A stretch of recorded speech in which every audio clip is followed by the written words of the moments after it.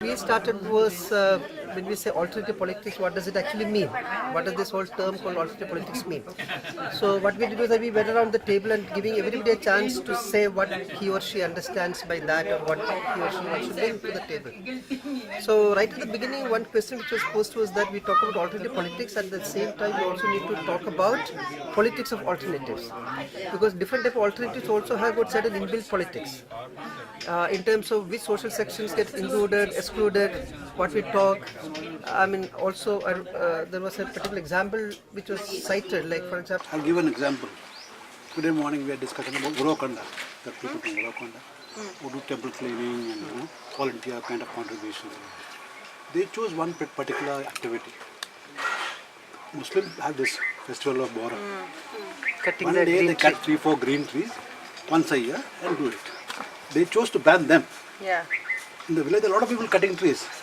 But that's not an issue. The issue was to ban the Muslim, one little tree cutting was banned. This is politics of the alternative. It's implicit, it's not explicit. It is there. So every aspect of alternative activity has some politics in it. So if you see the current prevailing political system, so if we take it as, let's say the democracy, the way it is functioning, now when we are looking for the alternative, if the politics of this democracy is always going by the majority and not by always the consensus, then I think alternative should be the consensus, and when we are looking for a proper alternative, it should not be by force or by the sheer political competition, but it should go by the consensus and the building of the consensus, which like a bit Nehruvian idea was like that, but now it's not there. Any alternative politics for this discussion, I would, I read it as thinking of as a political thinking, like going a step behind, and so redefining what. Rather thinking more than the consensus, what is that consciousness? Like, what will be that framework rather, in which how we read when we are saying that we are sitting here with an alternative thoughts and trying to, bring together the alternatives. So, things like consensus versus majority, it's still too simple for me. I mean, it doesn't work. So maybe, things like representative majority. Okay, you just have to stop now and then, otherwise. Present political system has deteriorated a lot from the basic principles, values, and etc. And that's why probably what we are saying is that improving those systems and attaching the values and principles to the true politics, or the truth of the politics, probably that is matching with the alternative politics. Because at the moment the political system is so rotten and etc. There is a no participatory democracy, that kind of stuff, and that's why probably the true sense of politics is equal to the alternative politics, probably. In my mind, For me, alternative politics not necessarily party politics, but we need to do some kind of institutionalization. What it is, how it is, we have to look at it. Whatever is the alternative, now we are talking. So the alternative, we are saying we are all in island. We are doing different stuff. How can we mainstream it and bring it to the forefront? And any kind of politics should be inclusive. That's what is for me. Inclusive of the thing. And it's so important to organize people. Organizing is really becoming so, I mean, both in urban and rural setup. In urban setup, it's becoming complicated, and organizing is becoming very difficult. మారుతున్నటువంటి పరిస్థితుల్లో ప్రజలను సంఘటితం చేయడం అనేది ఒక పెద్ద సవాలుగా మారుతా ఉంది, గ్రామాల్లో కానివ్వండి, పట్టణాల్లో కానివ్వండి. So for me, getting this whole thought and alternatives experiment to the mainstream is what is alternative politics, and integrating into a system or institution that helps us to. Can we have panchayats in different places? Corruption with panchayat, consensus decision panchayats with the Panchayat Act. Because tackling at the national level will be big enemies. So we'll have small enemies. So can we organize in some panchayats, as we have this Timbuktu, scattered everywhere? It is difficult, you can't have islands. But shall we still try ideal consensus panchayats? Because in panchayats, today political parties are controlling, power is coming to come out. Can we see the people control the power? Can we experiment some village like that? This is one. A lot of us have been engaging in this space of alternatives for a while. But that space has always been a space on the margins in some ways. In the margins in two senses. One is in some things like islands of experiments, like you have some small space where you do some experiment, etc. Or second is when one is looking at advocacy and policy, etc. So one is trying to create some little space via sort of going to some political parties, various sort of these committees, etc. that are formed, that one can get some intervention into the political space. But all that is always marginal, and that is always marginal also because the very nature of how democracy functions right now. The nature of democracy in the sense of where political parties get their money from. They are all funded by the very big corporates. I mean, all political parties are funded by them. So irrespective of which political party comes to power, there's a continuity in the kind of policies we have. So I think eventually any alternative politics will have to be defined by the very core sense of what is it that's driving a political party, or what is it that's driving that politics.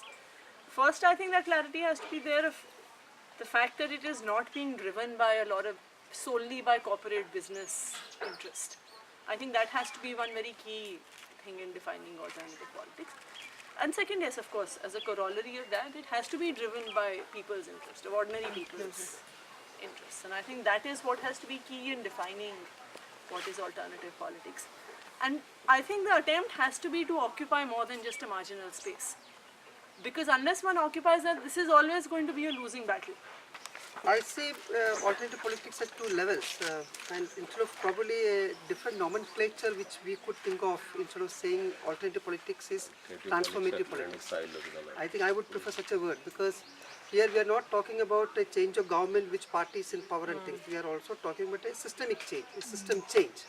So I think I would prefer a word called transformative politics than alternative politics, which can mean, and that's what I would say. Second issue, I think that we have been talking about a whole lot of set of alternatives. And many of these things are also because we have a particular type of state system in place which is, let's say, class driven, caste, patriarchy, or other type of environmental issues now and things. So when I say systemic change, is that we need some type of political force. I would not call it the party at the moment, but I think it's an issue which we need to address, because we need a vehicle to carry this forward. So I would say that we need a political force which can address all these issues. I mean, I do believe that all these alternatives would remain, as she said, islands of alternatives. And to generalize all this, I think you need a systemic change. And unless we also simultaneously address to overthrow things like capitalism, because many of these issues today we are facing is direct result of capitalism, whether it is social injustice, environmental issues and things. So the way we are working on alternatives, I think we also need to think through, work out some type of thing where there is an organizational, political organizational to which can address all this. So that's at the macro level. I would say that we need to aim for a transformative politics.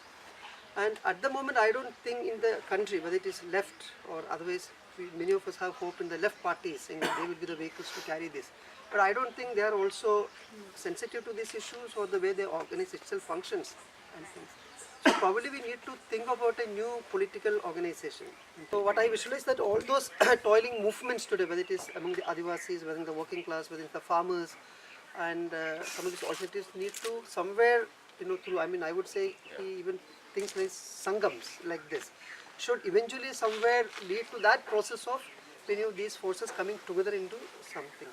The last thing which I want to say is that I think there is a disconnect between some of these very interesting alternatives which is taking place and we are doing, and some of the mass movements. So I think we need to bring in this connectivity to some extent. However, I mean the problems are both ends. I'm not saying that mass movements also by and large don't engage with some of these very rooted experiments, because many of the characters, these are all reformist agenda and a whole lot of things we have to say.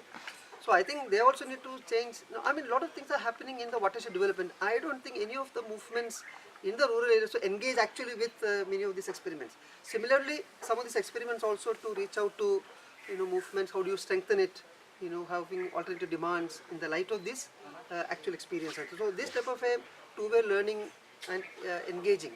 Like for instance, social movements, you're saying that there are social movements. So before going there and strengthening them, I would like to see if there's one way that we all could see them. Or, how do we see or understand these movements? Capitalism has, it has its popular phase, so it often becomes the most popular evil. But then there's also a school of thought which says that India is still in first stage of capitalism.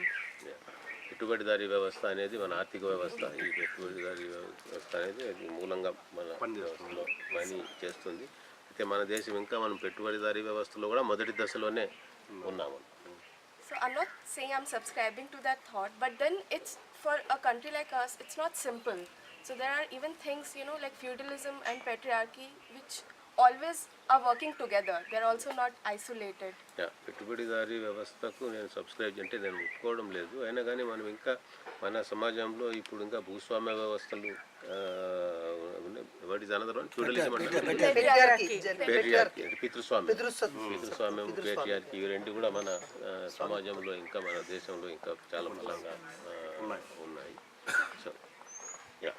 So so they are working, so things have got a mixed with each other. So పెట్టుబడిదారీ వ్యవస్థ ఉంది, పితృస్వామ్యం ఉంది, భూస్వామ్య వ్యవస్థ, ఇవన్నీ కూడా ముడిపడి ఉన్నాయి దాంతో. So issues of land ownership, say, or issues of gender and caste, they have become quite mixed. It's a complex. So what could be, if at all we could come up with one basic, some standard in which how we understand things. ఇంత complex